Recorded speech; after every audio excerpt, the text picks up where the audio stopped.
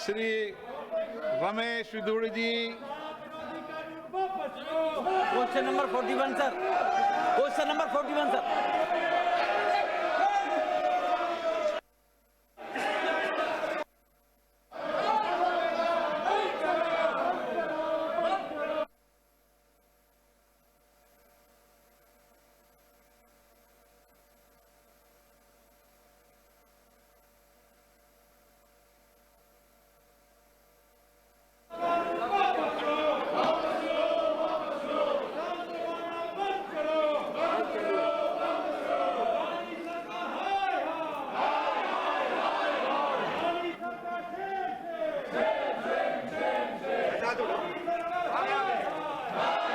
Sir, माननीय प्रधानमंत्री जी ने दिव्यांगों के लिए ऐसी योजनाएं चलाई हैं अनेकों प्रकार की लोगों की आवश्यकताओं की पूर्ति के लिए। हमारे साउथ दिल्ली पार्लियामेंट में 1000 लोगों ने उस इंस्ट्रूमेंट को फायदा भी उठाया। मैं माननीय मंत्री जी से निवेदन करूंगा, वो दिव्यांग जब रोड पर हाईवे पर बचाएं तो टोल टैक्स में क्या उनके छूट की कोई व्यवस्था हो सकती है? उनको कोई व्यवस्था ऐसी एक्सेप्शनल केसों में मिल जाए, ऐसी कोई योजना सरकार की है? माननीय मंत्री जी से निवेदन करना चाहूंगा। Exemption from toll is already granted. छूट दी जा चुकी है। एग्जाम्पशन हमने ग्रांट किया है। एग्जाम्पशन जो रोड टैक्स का है वो स्टेट का इशू है और 11 स्टेट ने अभी तक ये एग्जाम्पशन दिया है, पर दिल्ली एनसीआर अभी तक इसको एग्जाम्पशन उन्होंने अभी तक नहीं दिया है। निश्चित रूप से दिल्ली के भी एनसीआर में इस प्रकार का एग्जाम्पशन रोड टैक्स में मिले, इसके लिए जरूर हम उनको सिफारिश करेंगे, पर यह उनका अधिकार है। और निश्चित रूप से दिव्यांगों के प्रति अनेक निर्णय हमने किए हैं और लगातार दिव्यांगों के प्रति सरकार में सहानुभूति है। स्मूदन प्रोसेस फॉर एप्लीकेशन ये भी हमने किया है। GST concession on certificate of vehicle ownership, इसके लिए कमेटी भी फॉर्म हुई है, उसके लिए भी मदद कर रहे हैं। और मोटर व्हीकल के डिज़ाइन में दिव्यांगों के लिए विशेष रूप से बनाने के बारे में भी मैन्युफैक्चरिंग कंपनी को बताया गया है। इसके साथ detail process for granting licence and registration certificates के लिए डिस्ट्रिक्ट लेवल पर ये व्यवस्था भी करने के लिए हमने ये किया है। और for issues of driving licences for citizen with medium colour blindness and molecular vision have been granted. Monocular vision have been granted. ये सभी दिव्यांगों के प्रति सरकार सहानुभूति रखती है और निश्चित रूप से उनको मदद करेगी।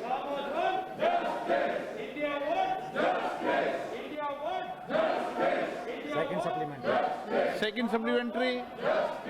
माननीय मंत्री जी ने कहा है कि उनको पहले ये टोल पे ग्रांट दी हुई है सर, उसके लिए मैं धन्यवाद करना चाहूंगा सर, क्योंकि टोल पे अगर राज्य सरकारों से भी निवेदन किया जाए, क्योंकि दिव्यांग जब कहीं जाते हैं वो कहीं किसी की गाड़ी में, गांव के इंटीरियर जगह की बात बताऊं सर, शादी में, ब्याह में, फंक्शन में, तो हर आदमी तैयार हो जाएगा उनको गाड़ी में बैठा के ले जाने के लिए कि मेरी गाड़ी में जाएंगे तो मुझे दिव्यांग की बात तो सुने तो उनसे मुझे दिव्यांगों के बारे में तो सर ये सुन ले, कम से कम इतनी सहानुभूति तो इन लोगों को होनी चाहिए, इनको शर्म आनी चाहिए।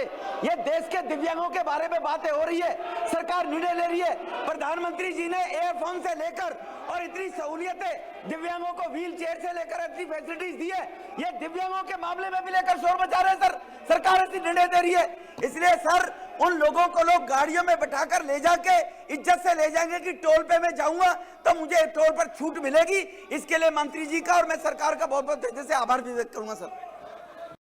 श्री निशित प्रमाणिक।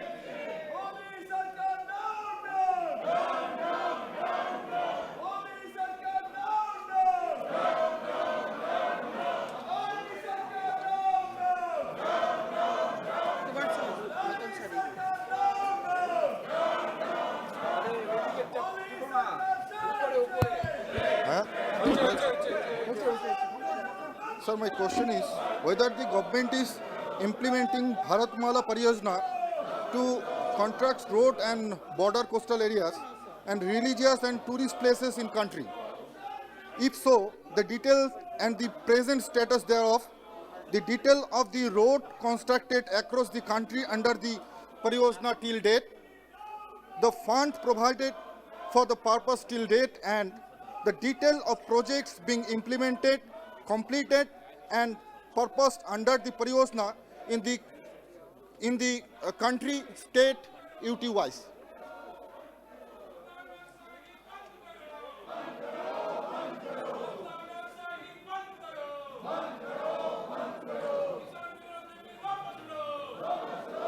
Constructed in Bharatmala is 30,000 kilometer.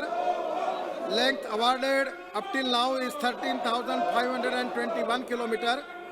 Length completed 4,070 kilometer. DPR is in pipeline 16,500 kilometer. Bids invited 4,800 kilometer. And total expenditure till date is rupees more than 1 lakh crore.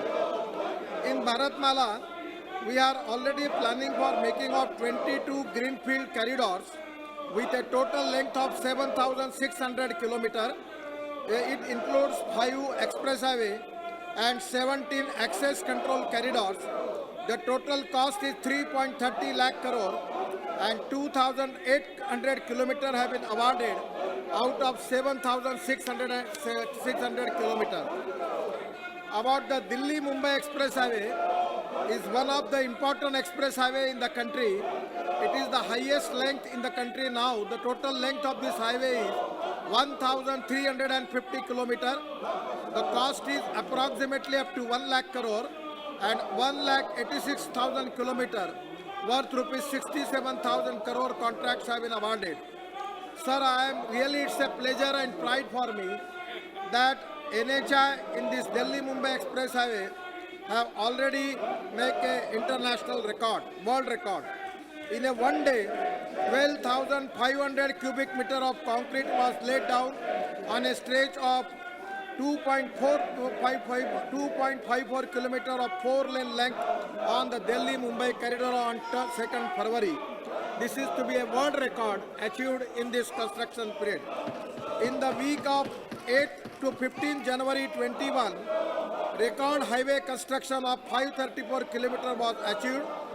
January end average was 28.5 kilometers per day. Honorable Speaker Mahoday, it is a pleasure and pride for me. The latest data in the 8 January to 15 January in this week, 534 kilometer road already is constructed, and the total average was coming to 28.5 kilometers. But today, the information which I received, our construction record comes to 29.6 kilometers, means 30 kilometers per day. And totally up till now, 9,127 kilometers has already been constructed. And this is the first time, the highest record achieved by NHAI in the history of the country. Sir, this is very important project, the Bharatmala, which is going to change the face of our country. And our dream of Prime Minister to make India Atmanirbhar Bharat and making the Indian economy of $5 trillion and creating infrastructure of 111 lakh crore, 100% within 5 years. Total road infrastructure of the country will be equivalent like USA or even European countries, and we will achieve that goal. That is a great achievement of our government.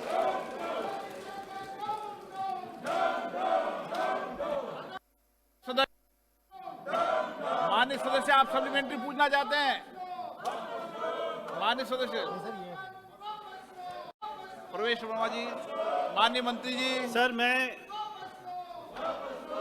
मंत्री जी का धन्यवाद करता हूं और सरकार का धन्यवाद करता हूं कि 4 धाम परियोजना को उन्होंने स्वीकार किया और बहुत ही तेजी से उसके ऊपर में काम चल रहा है, जिससे जो हमारे डिवोटीज है उनको वहां पर सुविधा मिलेगी और उस क्षेत्र के लोगों को रोजगार मिलेगा और वो क्षेत्र का विकास होगा।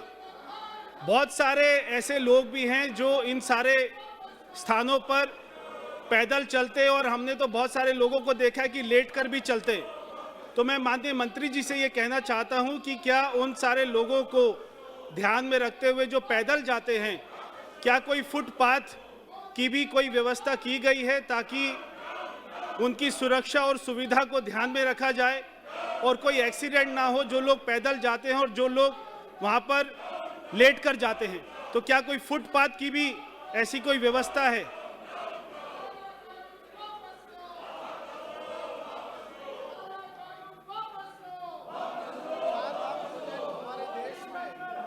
हम सब के लिए बहुत प्रतिष्ठा का और सम्मान का विषय है। ये चार धाम प्रोजेक्ट, इसकी लेंथ 825 किलोमीटर है। ये ऋषिकेश टू यमुनोत्री, गंगोत्री, केदारनाथ और बद्रीनाथ इसमें जाता है।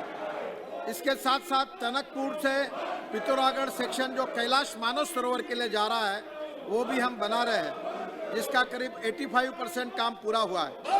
मैं आज इसमें बताना चाहूँगा कि ये टोटल प्रोजेक्ट की कीमत 12,070 करोड़ है। इसमें 53 प्रोजेक्ट्स है और 53 में से 40 प्रोजेक्ट सैंक्शन हुए हैं। 671 किलोमीटर 9,474 करोड़ रुपए के। इसमें से 38 प्रोजेक्ट अवार्ड हुए हैं। 646 किलोमीटर जो 8,378 करोड़ के हैं। 9 प्रोजेक्ट कंप्लीट हुए जो 78 किलोमीटर के 1025 करोड़ के हैं। प्रोजेक्ट इन प्रोग्रेस ये 29 प्रोजेक्ट है। 569 किलोमीटर जो 7,353 करोड़ के हैं। और टेंडर स्टेज पर 2 प्रोजेक्ट है 25 किलोमीटर के 605 करोड़ के। और yet to be sanction 13 project से 153 किलोमीटर के। अभी तक एक्सपेंडिचर इस पे 5,111 करोड़ हुआ है। मैं सदन को बताना चाहूँगा कि बाकी जो प्रोजेक्ट है 13 प्रोजेक्ट्स, उसमें रोड की विड्थ के बारे में सुप्रीम कोर्ट में मामला है जिसके कारण ये काम अभी तक हो नहीं पाया है। Litigation in honourable supreme court regarding environment and other related issue. 13 projects could not be sanctioned pending decision on carriageway width and the matter is still sub judice. The next date of hearing has been scheduled on 17/2/21. Out of these 13 projects, 5 are also in eco-sensitive zone.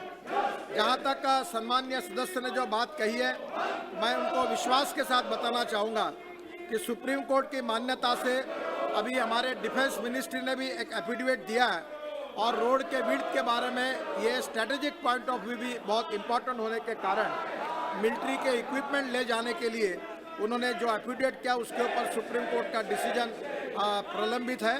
और वैसे भी हमने supreme court के आदेश से भी एक आदेश निकाला है और निश्चित रूप से इसमें पॉजिटिव क्लियरेंस मिलेगा ऐसा मुझे विश्वास है। और ये प्रोजेक्ट करते समय सम्मानीय सदस्य ने जो सुझाव दिया है कि पैदल चलने वाले लोगों के बारे में, तो सुप्रीम कोर्ट के डिसीजन के बाद इस प्रकार की भी व्यवस्था पैदल चलने वाले यात्रियों के लिए कैसे हो सकती है, इसका प्रयास सरकार करेगी, ये मैं उनको विश्वास के साथ बताना चाहता हूँ। ये प्रोजेक्ट जो हमारे चार धाम प्रोजेक्ट के अटके हुए हैं, इसमें से ये जो प्रोजेक्ट है 53 में से 13 प्रोजेक्ट जो सैंक्शन है, अंडर प्रोसेस है, वो 5 project out of 13 are in eco sensitive zone areas है और अनदर 5 प्रोजेक्ट जो है वो बाईपासेस है। मैं विश्वास देना चाहता हूँ कि ये निश्चित रूप से जल्दी पूरा होगा।